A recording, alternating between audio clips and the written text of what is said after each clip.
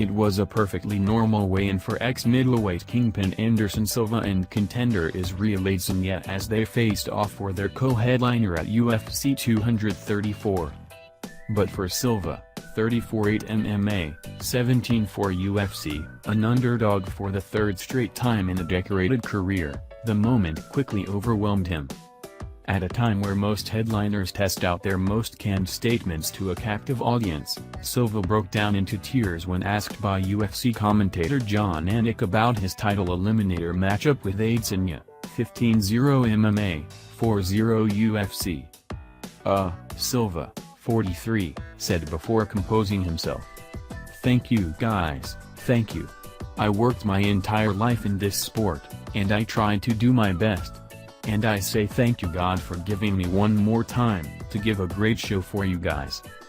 UFC 234 takes place at Ron Laver Arena in Melbourne, Australia, following prelims on ESPN and UFC Fight Pass.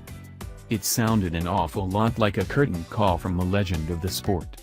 The raw emotion seemed to carry over to Adesanya, who admits the Spider was one of his inspirations for coming into the sport, but expects to show the elder statesman the door to retirement at UFC 234. "He's trying to make me cry," Adesanya said. "First of all, Melbourne, what's up?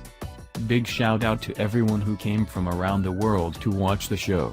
And a special shout out, he's trying to make me cry for real, to everyone from Auckland that came through.